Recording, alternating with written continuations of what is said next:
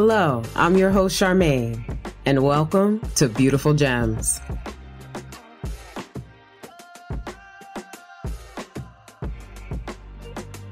Hey, you. It's so good to see you. I'm happy you made it. That's right. You're getting ready to meet one of my nearest and dearest allies. Which one? Let's see if you remember when I said this. Another type of ally are the raw truth tellers. My daughter and my homie. You will need these people in your life. They have strong headlamps of thought to illuminate your blind spots. They aren't always appreciated as they should be, though, because the truth can hurt. However, we all know the truth sets you free. So always be sure to thank these allies in your life right after you finish crying. I'm just kidding. You know I love y'all. You're still not sure who it is? Okay. Let's see if I can make it a little easier for you. Remember this? This last ally, though, you are fortunate if you have one in a lifetime. The very, very special agents who have a similar life path and purpose to you. You are meant to work closely with them. For me, that's my homie. Like I said in the first episode, you'll meet her later in the second season.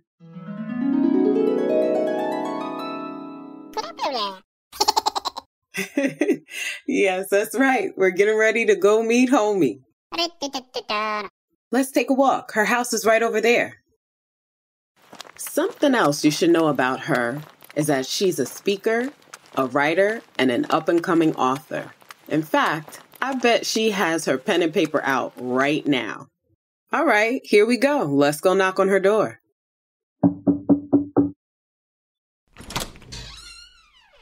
Oh, hi. How are you? Welcome. Hi, homie. How you doing? Hey, I'm good. How are you? Look who I brought by. Oh, wow. Nice to meet you. Come in. Get comfortable. All right. Thank you. Thank you for having us over. Oh, my pleasure. Welcome. Glad to have you.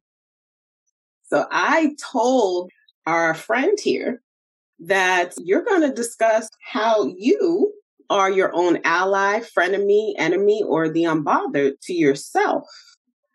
So, Is everybody comfortable? I'm comfortable. Are you guys comfortable? Yeah, I am too. Awesome. Let's get started. So I call you homie, but what would you like our friend here to call you? Oh, that's a great question, homie. This is what we do, homie. My name is Teresa. However, some know me as Shrell. Both are my name, so I go by both names. You can call me either one, either Teresa or Shrell. Okay. So how about we go with Teresa? Just so that Thanks. That works? Okay. Yeah.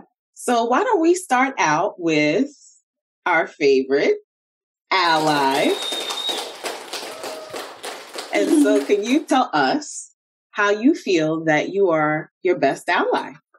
Well, I actually believe that the one thing I would do first and foremost is to lean on my own allies. That is one of my go-tos as my own ally. I call them my rocks. That would be my closest friends. Example, my homie. I have my family and my close friends as well. Those are the ones that I call my coworkers in the mind, as you've referenced. I lean on my self-care, my independence. I also write and journal. What that does is it gives me a greater understanding of myself, especially through painful and unpleasant experiences. So to be my own ally, I've learned self-love. How I do that is through self-care and pampering principles. That pampering principles is a huge part of my growth. I remember that book, homie, Pampering Principles, because we went through that together, right? We read that book together. Go ahead. It was a book by Debrina Jackson Gandy. Yeah. And it was called The Sacred Pampering Principles. And there was a quote that I pulled out of that at a time in my life when I needed to express from the heart. So I wanted to, as my own ally, tap into my emotional to really understand what I was feeling. And there was a quote in the book that that stood out to me that really helped me with this, which is she said, journaling is a tool for getting to know yourself better. And so that is a major way that I have become my own ally and probably have been since childhood because I was always writing. I always had a pen and paper somewhere to jot down my thoughts, my feelings, and to express myself, be it through just like that, expressions, through a journal, poetry, or any other form of writing, in order to basically, I guess, truly understand what I was feeling, what I was going through. And it did help me to endure, overcome. And it was through understanding myself better that allowed me to truly become my best ally. It took me a long time, but I had to learn to trust myself. And in making decisions, that helped me make better decisions for myself. And there was a time when I would go to others and get their opinions and get their feedback but I found that to be my own ally, I had to go within. I had to be with myself, talk to myself, listen to my inner voice, what my feelings were within me, in order to truly align and remain in alignment with who I truly am. It was like being your own best friend.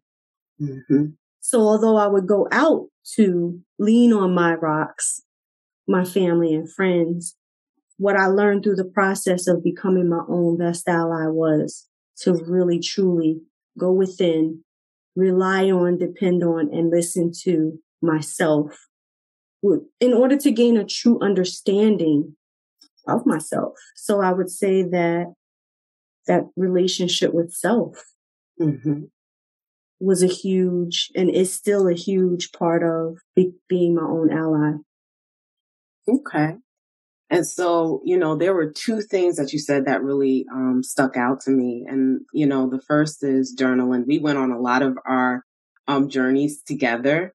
And that's a note for, you as a fellow miner, that you can actually go on this inner work or this journey with other people. They can accompany you, right? Your allies. And when you turn to yourself, what I found interesting about what you said is the journaling, because that's something that we both did kind of simultaneously. We've done many things together in that inner work journey, right? Absolutely. And you brought up a great book. Love that book. Love the author.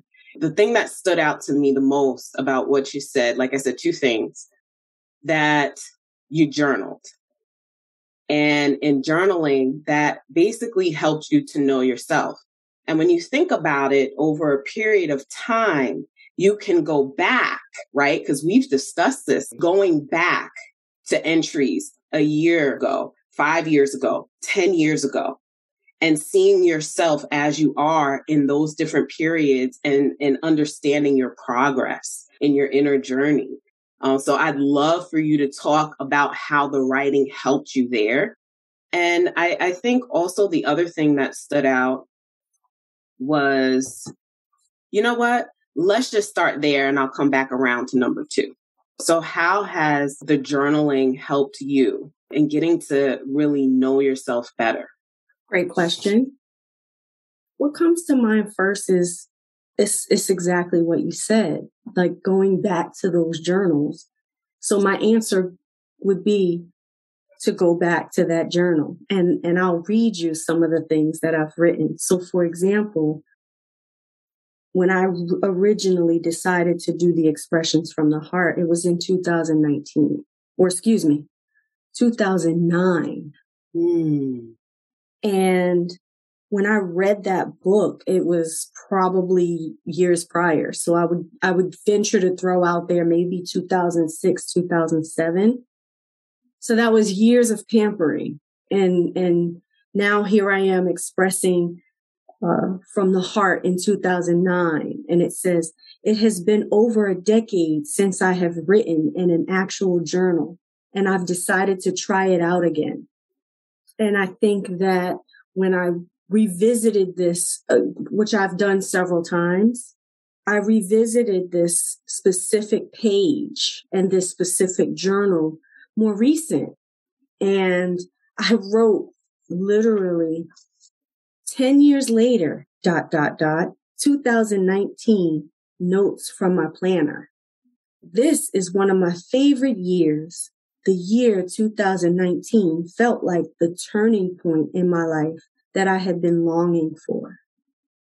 And so in answer to your question, how has it helped me to journal? It's basically provided me details and expressions from that moment, basically how I felt, what I thought, where I was in my growth process at that time. And it is a record of that moment, those moments, those feelings, those thoughts, those feelings in time. And to be able to go back and reflect on them. For example, when I wrote the 2009, I hadn't written since I was a teenager at that point.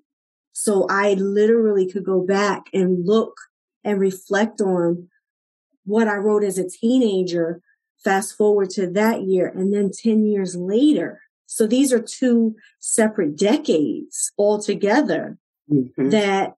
That's 10 years of pain, 10 years of growth, 10 years of knowledge, 10 years of disappointments, 10 years of, in 10 years, there's children involved, there's degrees or right. Education, there's so many people that have come in and out of your life, jobs, just life. That's life. So those journals are records of my life, my truth as it is, and how it's helped me to be my best ally is to be able to stand in my truth. I love it. I absolutely love it because this is why we homies, okay? Because I just have to say, I'm sorry, my fellow minor. Oh, no. I am loving this. And the reason why is because I thought I was going to have to explain my next question, but I should have already known better that I wasn't going to have to explain it because that's how connected we are. You just led right into it because I know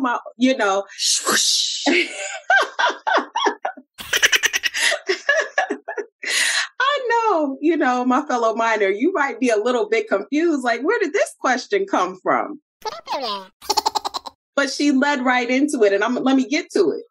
In being your ally, is it always comfortable being your ally? Wow. What you just said a minute ago, like really, really kind of explains why I asked that question. Because you said joys, your pains, you're living life. And in that moment of, like, let's say journaling and reflecting and looking back, we think of something like an ally as something that's quote unquote good. But sometimes in being your ally, you have to look at things as hard. And to me, that is a part of being your best ally, having the courage to look at hard things which it sounds like you did. So that's where, my question comes from, and also us having to experience that life together. So I just love for you to share that. Yeah. When I reflect back on these years, it was not easy to be my own best ally, but that's what made it, like you said, best. Because if you're not able to look at your life, look at yourself, and look at your truth, good or bad, painful, joyful, the ups and downs of life are natural, the ebbs and flows, as you will. And I am one of those people who I don't celebrate or enjoy those ebbs as much as the flows. However, I understand that as I reflected, those ebbs really refined me, if you will. It was kind of like sharpening. It sometimes it cut. It cut. But what it taught me was that I can heal. It taught me that I can grow. So that's where it made me my best ally, to be able to look at my truth truthfully, being honest with myself, being, in a sense, vulnerable within myself, to look back. Even at those expressions in 2009, I had to pause because it was painful. It was a point in my life where it was hard. It was painful. I was not doing well emotionally. I wasn't doing well as a mom. I was trying, but I think that being able to reflect back, to celebrate, let's say, the 2019, this was my favorite year, one of my favorite years, and it was almost like a turnaround, but I would not have been able to celebrate that if I had not gone through those lessons. And that's where, harsh lessons can become beautiful blessings in the long term. The ebbs and flows you're going to have naturally in life. That's why you need your tools to get you through those hard times, I'll call them, because they're not good or bad at times. Looking back in my journals, some of those times were hard. They were quote unquote bad, but it strengthened me. It grew me, it sharpened me, and it was what I think I would call the catalyst to a greater me, a better me. So yeah, although hard, it strengthened my bonds with my rocks. It strengthened the relationships I had with friends and family. But more than that, it strengthened my faith. It strengthened my relationship with God. And that's ultimately, as I reflect on these journals from even, like I said, a teenager. So I have these years of teenager, 20s, 30s. Now I'm moving into my 40s today. And it's like this progression in my faith, in my relationship with God. Mm-hmm. And in turn, it formed this better understanding of myself, mm-hmm. in order to have a better relationship with myself. And when I can do that, I come out and I have better relationship with others, no matter who they are. And my favorite part probably is how I can be someone else's ally, how I can get people through the mind. Mm-hmm. Mm-hmm. I become someone who is a guide through my experiences. Absolutely. In my journaling. So typically when I share my stories or I share my experiences with others, I come from a place of experience to help them through something. I can flip back to my journal. Let me flip back in. So I think that's how I've used my journals as my best ally, because I'm able to reflect back on me and grow, learn, and have a better relationship with, again, myself and God, which extends to others. The next question I was going to ask you is about your relationship with God and how doing that inner work, how doing that inner work and being your best ally, how God was involved in that. Because truly you are never alone. You know, God is always with you. And so in that part of the process, especially when you're dealing with things that are painful and things that are hard, you may find yourself relying on God. I know in my case, I'm trying to think of the right word, but I would say very intensely, because it's not easy facing those hard things about you, facing the hard truths about what you may see and feel from others, and using that information without judgment, which you're like awesome at, homie. Like you are so good at that with, I think that's just a natural part of your personality.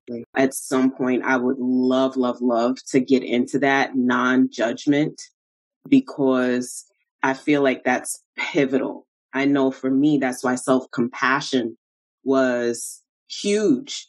I had to learn how to have more self-compassion for myself and not judge myself, right? Because if you judge yourself, then it kind of defeats the purpose of the process. And it's a learning process. And I think that's something important to remember. It's a learning process. Yes, we're here, we're living life, we're experiencing, but we're learning and growing. I mean, if you have anything to say about that, I'd be, curious. But if not, that leads into enemies. Well, I mean, we can't lead into enemies without the protector. So before I ever go into anything else, of course, I would elevate God. And, not everyone calls him God. Some say divine, higher power, etc. But I think for me, I often rely on my faith. I rely on God heavily. Since I was a child. I've always had a spiritual walk, if you will, connection. So I venture to say that I don't move through life without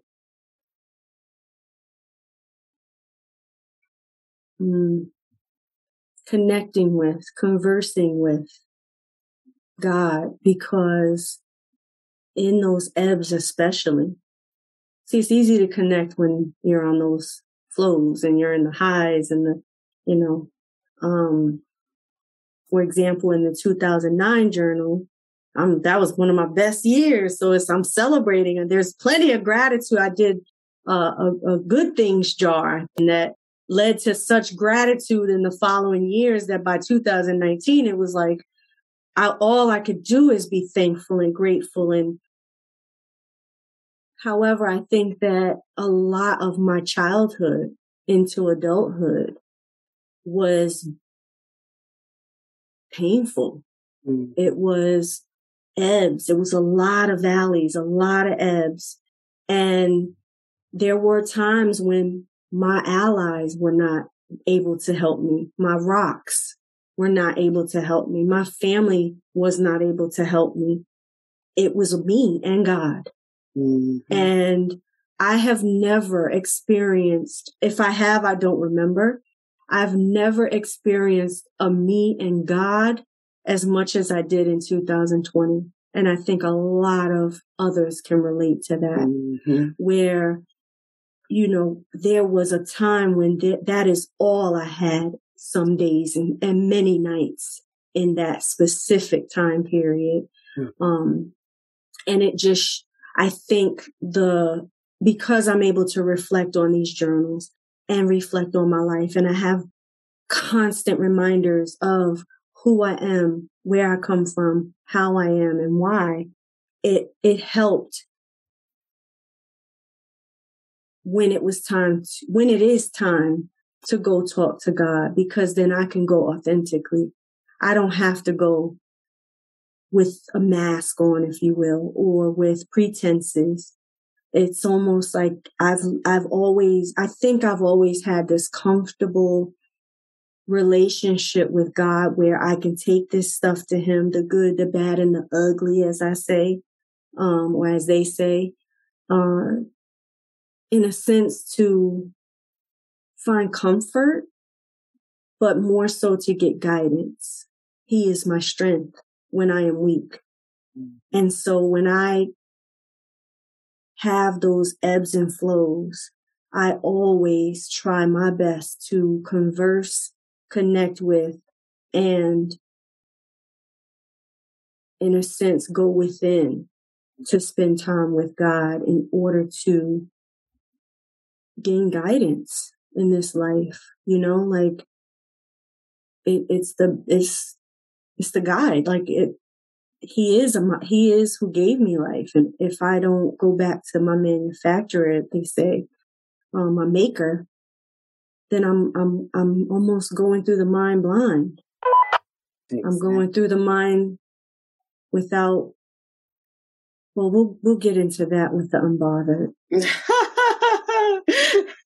we will get into. I hope that answers your question, but that's a deep question that yeah. It is a deep question, and sometimes you'll find that your allies have, and I think I did mention this before, that sometimes you'll be on kind of like similar tracks. The one thing about Homie and I, we do have a lot of similarities in not necessarily every single experience that we've had, but I want to say in just going through life and having a lot of ebbs, especially at a very young age, and learning how to deal with these things internally and really going in to mine those gems early. Similarly to you, I always had a relationship with God since I could remember, since I was young. But what I'm finding is that's not everybody's story, right? There are some people that feel very disconnected. There are some people that forget that they have their walkie-talkie of intuition, that they have their heavy machinery of prayer and meditation to receive that guidance, right, from God, to receive those messages. And I think that although 2020 was not an easy year, you did bring up a very pivotal point that, it caused you to become closer to God. And I feel like that was for many people. You hear a lot more about spiritual awakenings and connections and things of that nature. And I think it's just important to remember that God is always here and always with you. When you take a breath, if you believe in God, right? The reason why you're able to even take a breath is because he is with you. His spirit is you. You are a part of your maker. Right? So you have this constant connection, whether you choose to acknowledge that or not, is different for every person, or if you feel like you have the ability to. But don't put pressure on yourself comparing relationships that other people have with God to yourself. So if you're just coming into it, believe, one, that God has always been with you, but also, two, that connection is readily available when you decide, right? And there's no pressure. It is huge what you just said about doing this type of mining work, where if God is not involved, it's not going to work out well for you. You will get a lot of bumps and bruises and kind of be stumbling around. So I'm kind of curious to see where, Homie's going with the unbothered. Mm-hmm. I can't wait to hear. I would definitely say that the start of this conversation was, how are you your best ally? And I would end by saying, that is my greatest ally.